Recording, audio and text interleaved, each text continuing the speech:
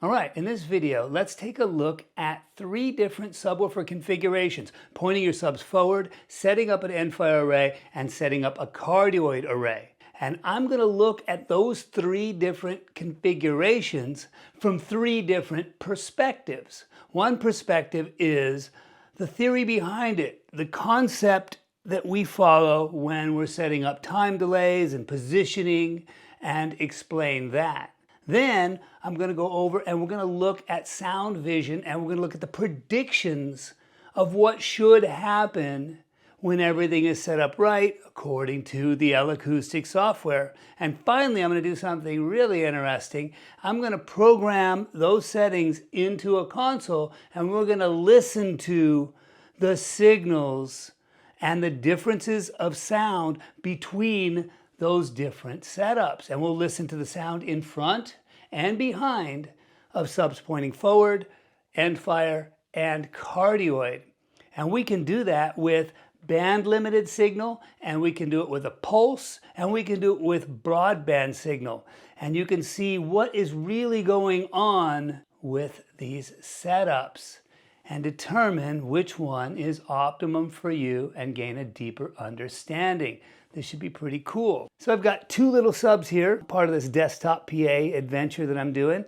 And these are the 3 configurations we're going to look at. Subs pointed forward at the listening area. Conventional, just put your subs down and point them in the direction you want them to go. End fire, where you have one sub behind the other, and the sound comes out of this one, and this one waits for it, and then it comes out of this one, and it's additive in the front. And if this distance and time delay is correct, it will cancel that frequency and frequencies around it behind, and you'll get some reduction of energy behind them.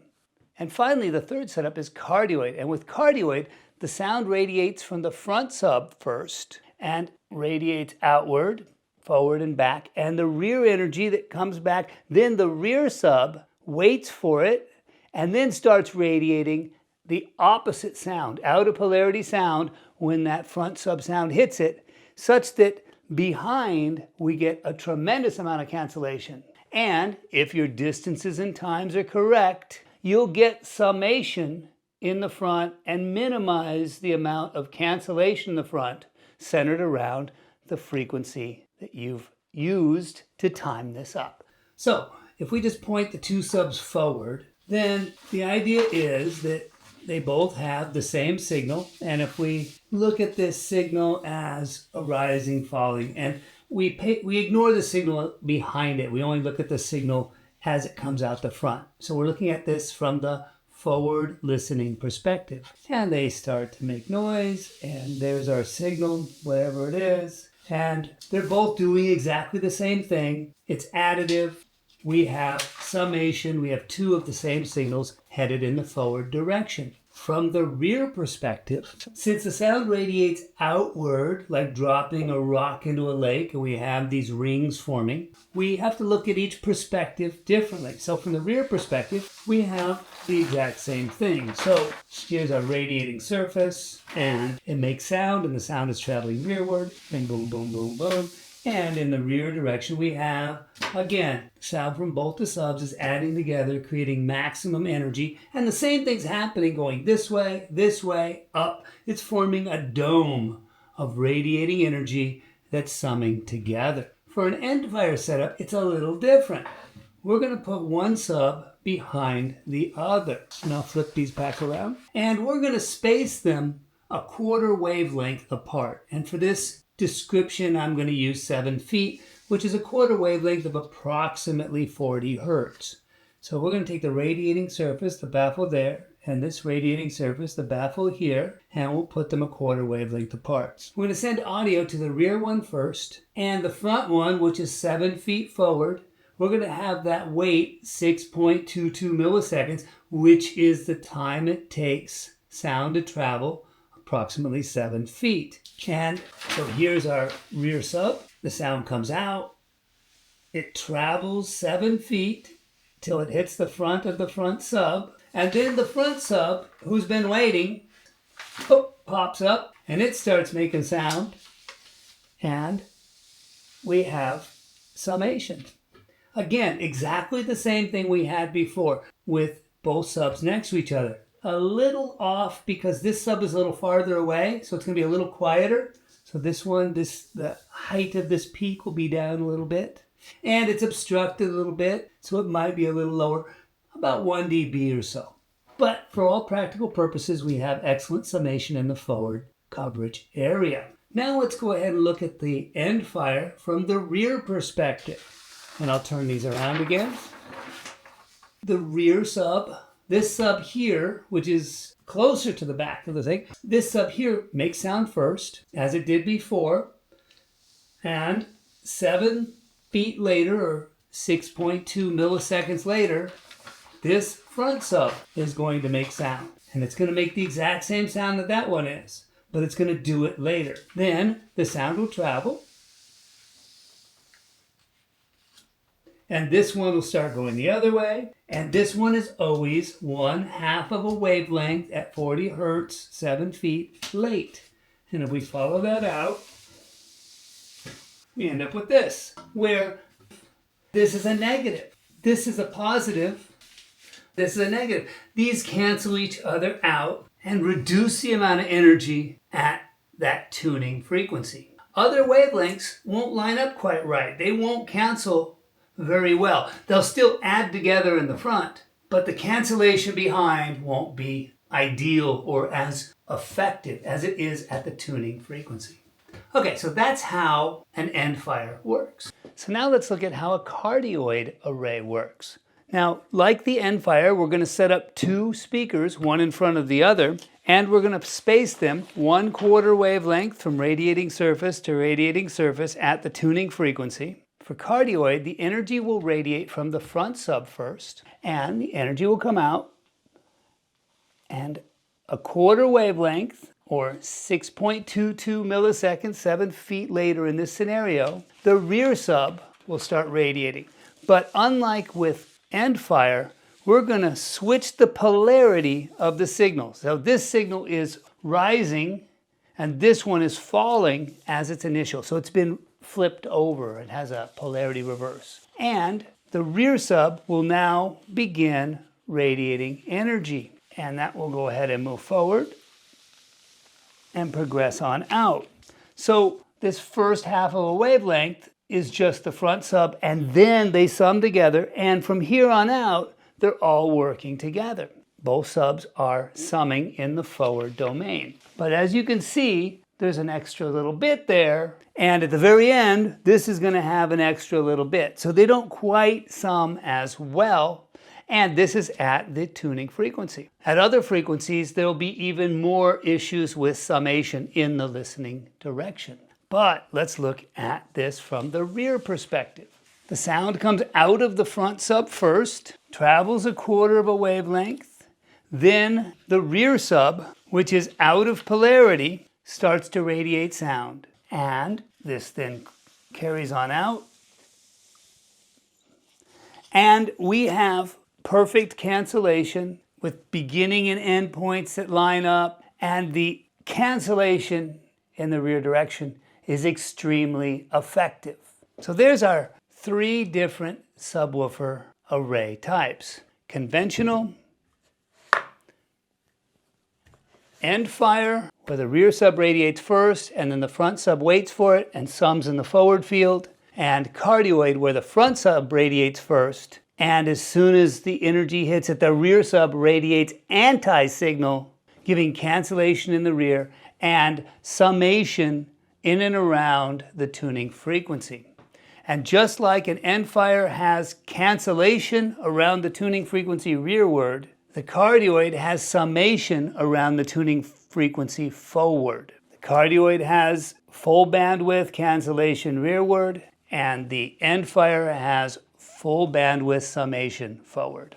All right, so there's different angles. Let's go ahead and look at the predictions in Soundvision of how this would present itself and the frequency responses associated with it. So I've got this set up here, and we can see that there's 2 subs next to each other, and this is our coverage. And over here on the right, we've got a blue line which represents this blue probe, which is 50 feet in front of the subs, and this red probe, which represents the red line, or is represented by the red line, which is 50 feet behind the subs.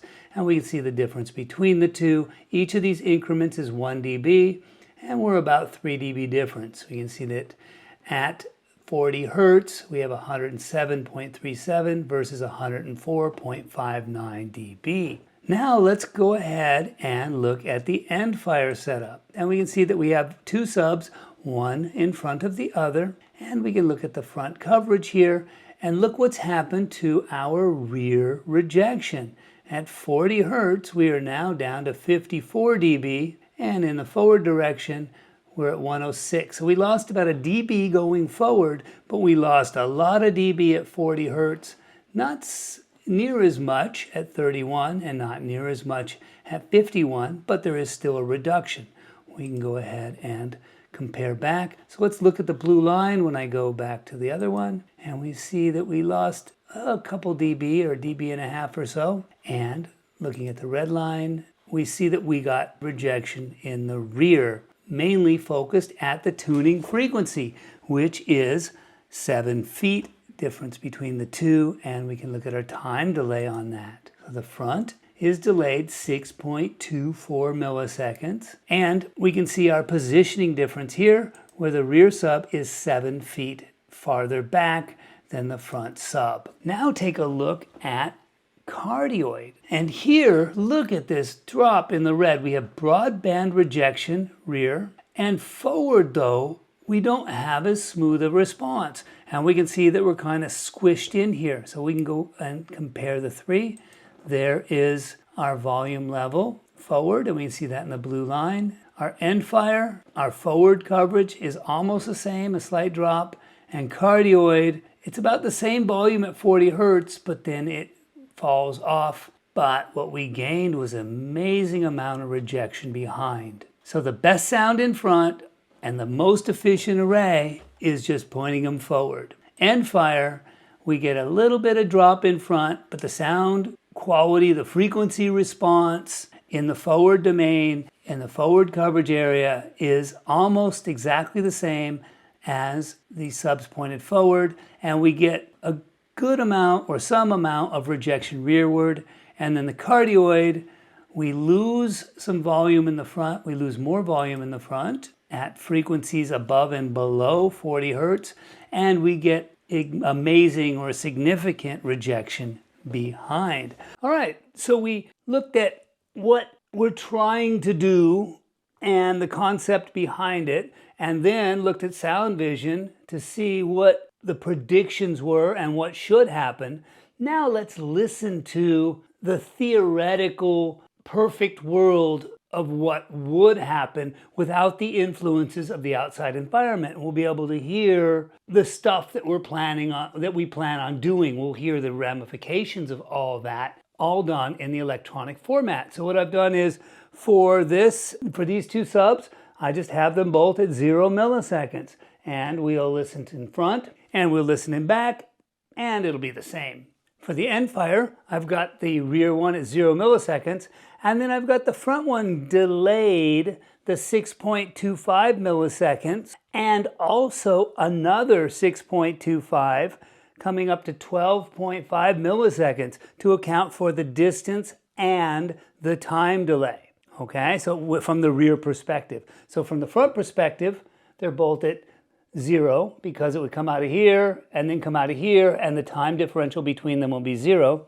And for the rear perspective listening, I've got this one at 0 and this one delayed 12.5 milliseconds to give the perspective of being behind the array. For the cardioid, from the front perspective, I've got this one at 0 milliseconds, this one delayed 12.5 milliseconds, and polarity reversed. From the rear perspective, I've got the front one at 0 milliseconds and the rear one at 0 milliseconds because it's waiting. They're timed to have a 0 millisecond offset. And the Rear one is polarity reversed, as it is from both perspectives, the front and the rear perspective. So I've simulated the perspective of being in front and behind the array for all three setups. So let's go ahead and get started. I'm going to start with a pulse. Now this pulse is full bandwidth. It goes beyond what these arrays are designed and tuned for, but it'll give us information. It'll highlight issues and help us hear the advantages and disadvantages. And I think you'll be surprised, or maybe not. So we'll start with the forward-facing listening in front.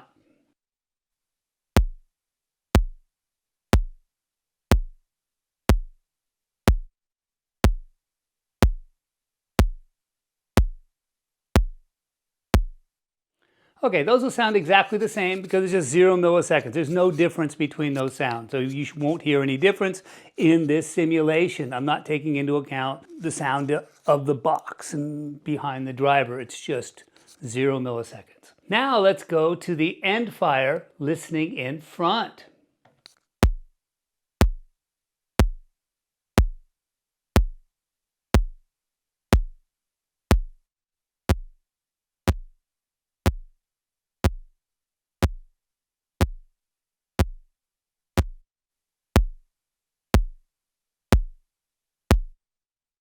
And listening behind, we hear this stumble, and that's because there's a 12.5 millisecond differential in those signals. Now, if this was 40 hertz, that would not be a stumble, and we'll listen to that later with the filtered noise. But that's what's happening. There is a time offset between the two subs, and we can hear it with this wider bandwidth. But in front, they sum well. There's no issue. It sounds the same as the forward-facing, or almost the same. In real world, we have a slight differential. So now let's listen to the cardioid in front.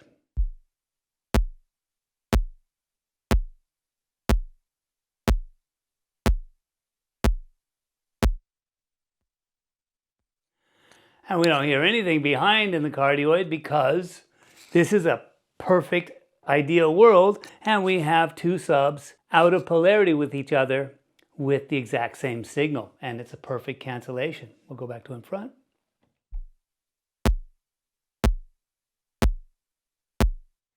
And we hear that stumble again because the way cardioid works is the sound comes out the front sub first, and a while later it comes out the rear sub, and that energy's still got to even travel a distance, so it's double that, and then they combine offset in time. But that time is lined up to create a summation at 40 hertz, but at frequencies above and below, it doesn't add very well, and at these higher frequencies with a pulse, we can hear it stumble. All right, let's go ahead and use filtered noise and see what that sounds like. Forward facing, listening in front.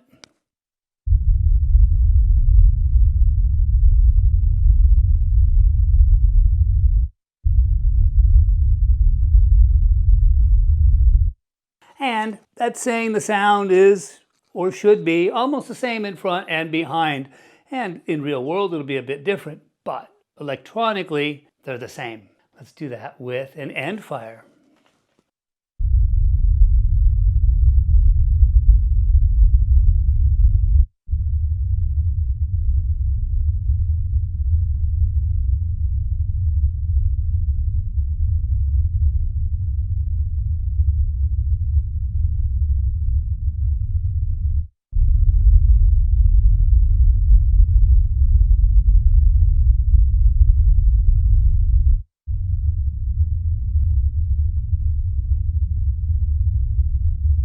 And we can see that 40 cycle hole right there, which is where it's tuned at.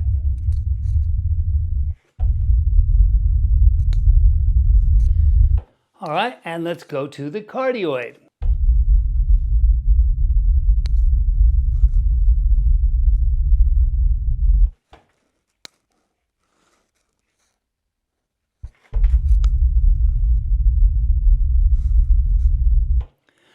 And behind, we don't hear anything because electronically it cancels perfectly. Wish we could get that result in real world. And let's listen to the front of the cardioid versus the rear of the end fire.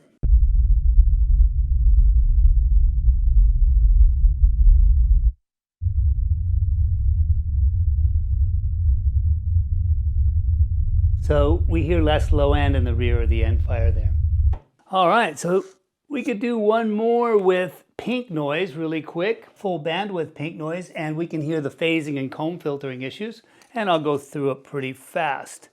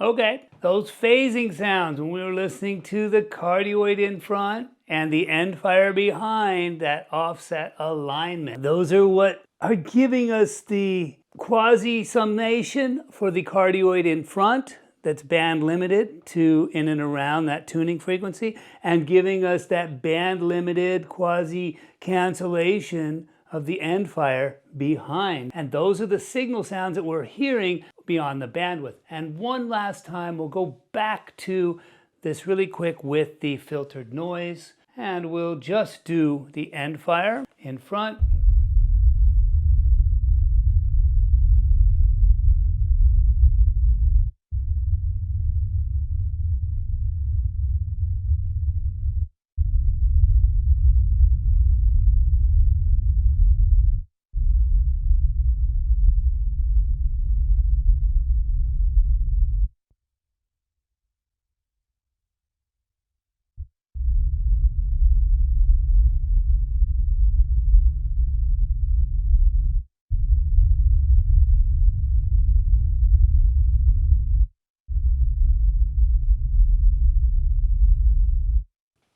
All right, so hopefully that's interesting and helpful, and you get an idea that we don't get something for nothing. With the both facing forward, we're getting maximum summation, but we don't have any cancellation. With the end fire, we get excellent sound up front that is almost of the quality and efficiency of both facing forward, and we gain some cancellation in the rear direction. With cardioid, we get amazing cancellation in the rear direction, but we don't have optimal summation in the forward direction. We have more of a band limited frequency response, and we lose some efficiency. So there's a lot of push towards cardioid. There's a lot of cardioid stuff out there.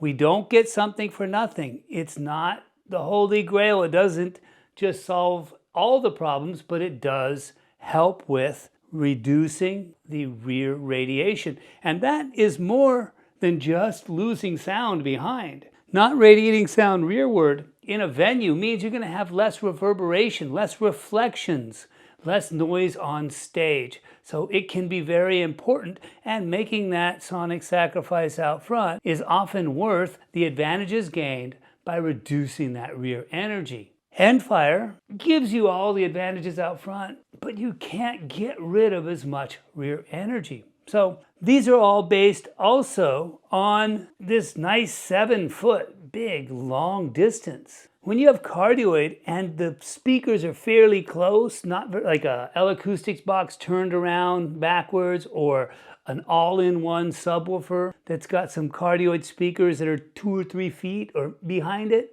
all of this is greatly reduced.